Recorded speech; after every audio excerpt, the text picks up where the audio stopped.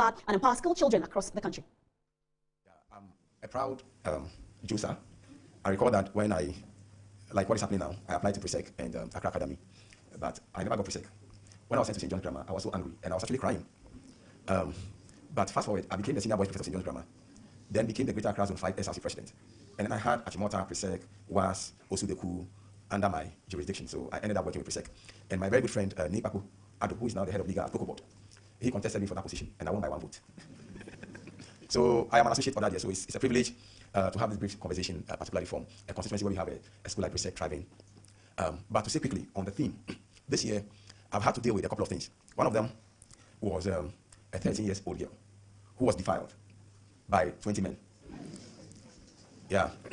So I had to take her to my home, currently providing her with a shelter somewhere, which is a bit confidential, and to ensure that the men were arrested and jailed.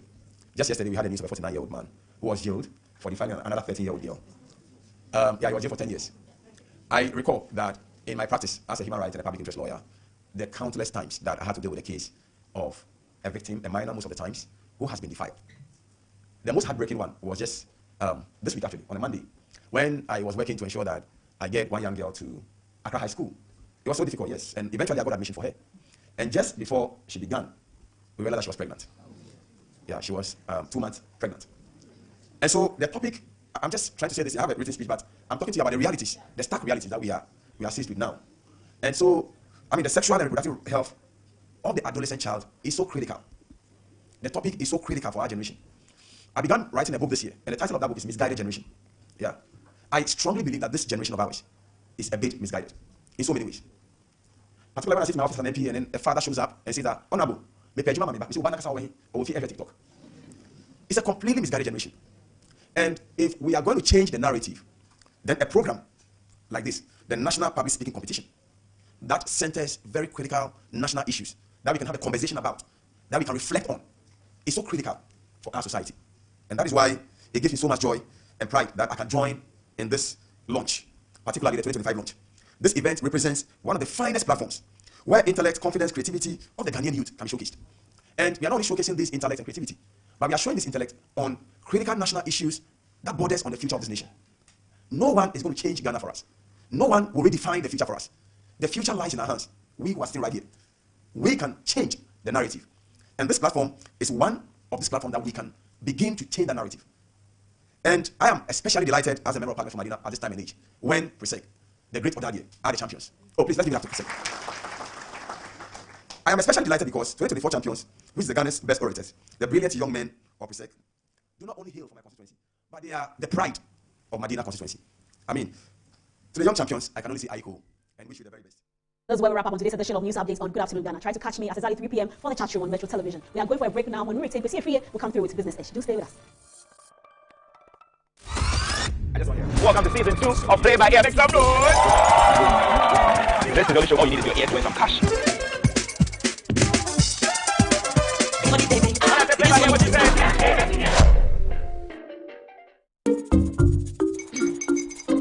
Kwame and his uncle are almost here. Wait a minute. This one too. Your friend Kwame. Kwame. I said the same Kwame again. Yes, mommy. I'm the second coming. Into all this tension just to reintroduce that broke boy from Kaswa. Why would you deceive the family like this again? Huh? Now I understand the whole delay. Transfer from Kaswa here. Why would you be late? Or being late to us? That's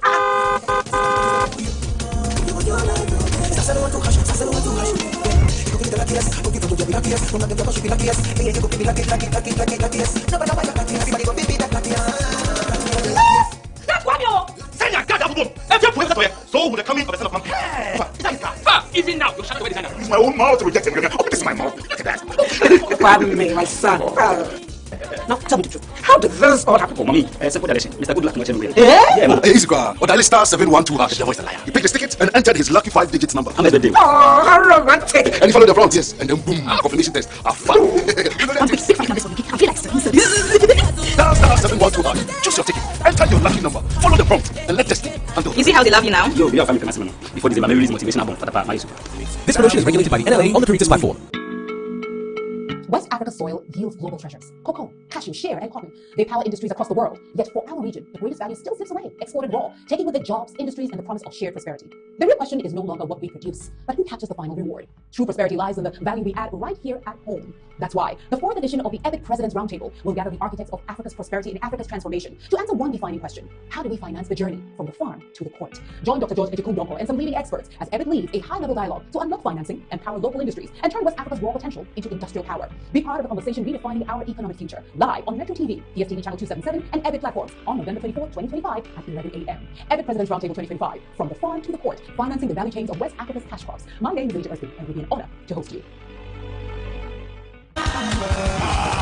Victory, celebration, legacy. It's 40 years of Jesus is our victory. Join Victory Bible Church International for the Wonderful Jesus Conference 2025, a power-packed celebration marking 40 glorious years of God's faith and God's grace. It all begins on Saturday, 12th October with the Mega Praise and Worship Night, a night of pure gratitude and praise. Then get ready for the Wonder Walk on October 25th, a citywide walk of testimony and victory. From October 27th to the 30th of October, the Wonderful Jesus Conference continues live at the VBCI Dominion Sanctuary, Awoshi Junction. Expect nothing but divine encounters, miracles, and transformation on October 31st. Meet us at the Independence Square for a nationwide gathering of worship, power, and the Word. Then on November 1st, join the outreach program at Manjo Abona. Then let's touch lives and share the love of Jesus Christ. And finally, the grand service at the Independence Square on November 2nd. Come and witness the glory of 40 years of victory. Ministering are Bishop N.A. Takiyaboy, Bishop Clement Amangwa Isingene, Bishop Elijah Safuru, and Bishop Emmanuel Akon. Wonderful Jesus Conference 2025. 40 years of grace, power, and impact. From the 12th of October to the 2nd of November.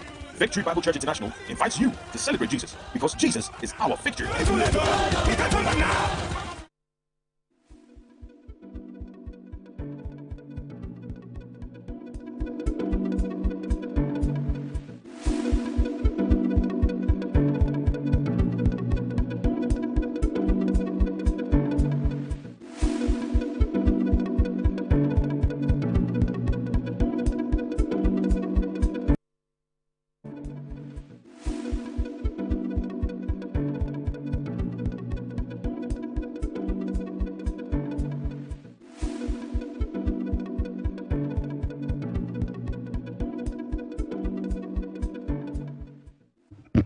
Well, good afternoon, and thank you very much for joining us right here on Business Edge this afternoon. And so we are live on Good Afternoon Ghana, live on Metro TV, and we are coming your way live from our studios here at Rage in Accra. We are live on DSTV channel 277, and we are live on Multi TV as well. This is Metro TV. This afternoon, I have a very powerful interview coming your way. Lots of revelations, lots of discussions, lots of things that will put your mind into thinking. We've had an interview which we recorded earlier with Engineer Ken Ashiwe, and we had the opportunity to ask him a number of questions, including GTEC's request for him to stop using the PhD or the doctor title. We asked him about it. You'll want to listen to his response to that question. So this afternoon, you want to stick and stay with us. But before we do that, we'll be having a quick conversation on STEM education, especially for girls here in our dear country, Ghana. What do I begin with? I will begin with the performance of the local currency against the major trading currencies. That's the cedi against the dollar. So I'll go onto the interbank exchange rates platform of the Bank of Ghana, and then I'll announce to you how the cedi is performing against the US dollar, especially the euro, most importantly, and the British pound sterling. So as of this morning, the US dollar is buying for 10 cedis 84 pesos, and it is selling for 10 cedis 85 pesos. The British pound sterling is selling for 14 cedis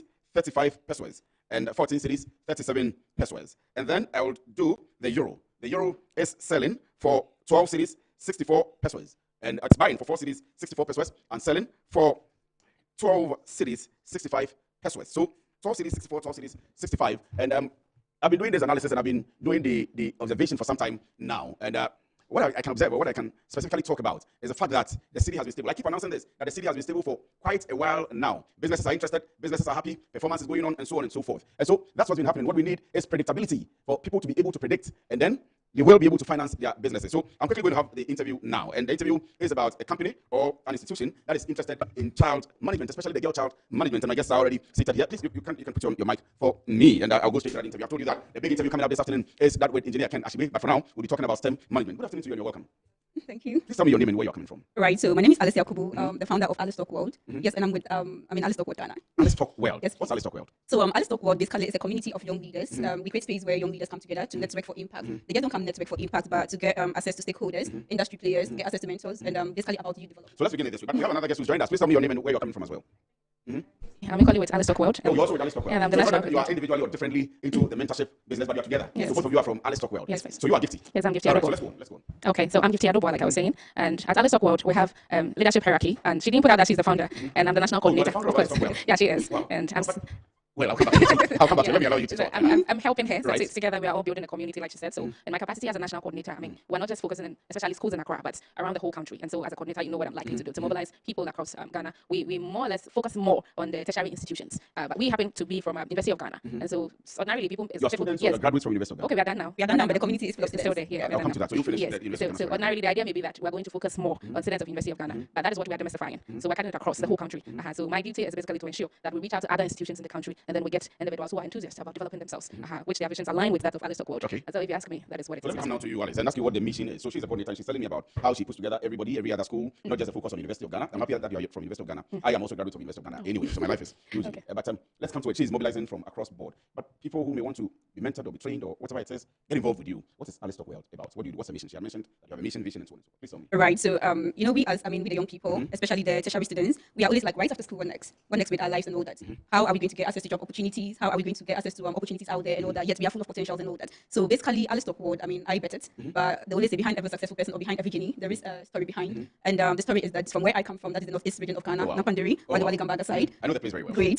So basically, that is where I come from. And growing up with what I have seen, I have encountered and witnessed, I realized that most of my colleagues out there, those we were looking up to, the basic level of their education is always the certificate of NESN. And know that when you have to tell you that you go to university for good 4 years, and you end up sitting becoming just unemployed. Yes. And I was like, no, I mean, others are making it, and how are they making it? They felt like it's all about like when I go to the NESN for 2 good years, I would get posted to government and NESN school and all that. Exactly. But I felt there was exactly. So I felt there was more to that. And when I got to Accra, I came to I had admission at So you Legon. grew up Yeah, I grew up in the the region? Yes. Where specifically? Nampandiri. Nampanduri. Yes, please. You did your basic education there? Yes, I did. You did your senior high school where? Yes, high school. I did in Boga Girls Senior School. Boga Girls Senior High School. Yes, Wow. please. Wow. So the inspiration came from there? Yeah, the inspiration actually came from where I came from. But when I got admission into University of Ghana, I met colleagues, my friends, and all that, and I realized that a lot of their background, they also have same perception. Not even us, even you sitting. I know you can testify to the fact that people are like right after university, we are all unemployed and all. What do we do? We talk about the big gap between the universities or the tertiary institutions Exactly. and the industry. Exactly. What transpires between that period when you get employed Exactly. and when you complete school? It's Exactly. a difficult situation. A for every difficult young person. situation. So I mean, as young as I was, I got that idea that no, I need to be that change. And together with my colleagues that have same issues, we can become that change as young people. So I brought a vision to them. They believe in the vision that we need to create a room that young people could come to network. And the network, where we network, then we can create those impacts and change the perception that it's not always about we passing through the school. You don't have to pass through the school. But you need to build a sustainable network. Because of network, I believe we are on the stage today. And because of network, I believe our organization is running for 5 good years now. Oh, 5 years? Yes, 5 years. We actually have an anniversary. So 2021, you began in 2020. Yeah. You know, since COVID and all, I got the You were in admission school by then? period. I was in school. You were also in 700. school by Yeah, I then? was. And then you got it. But before I come back to you, how did you get the motivation, the inspiration? Is it because she's your friend? Is it how did you become the national coordinator?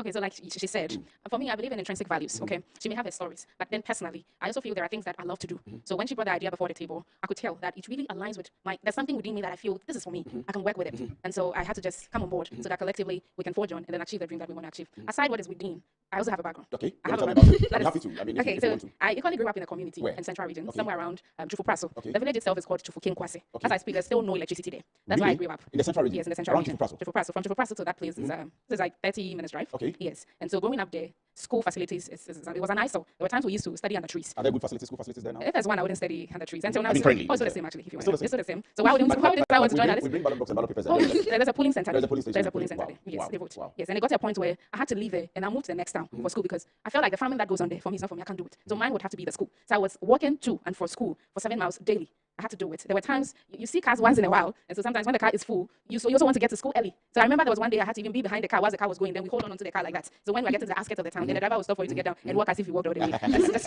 to make it easy for you. Yes. These are some of the things that I have been through. And so when she brought this up, I'm like, yeah, I think I want to be part of it. Yes. Do I see or do I get the feeling that you have a particular interest in science, technology, education in the STEM, or it's part of your general activities in the mentorship of young people? And then do you have a particular focus also on girls?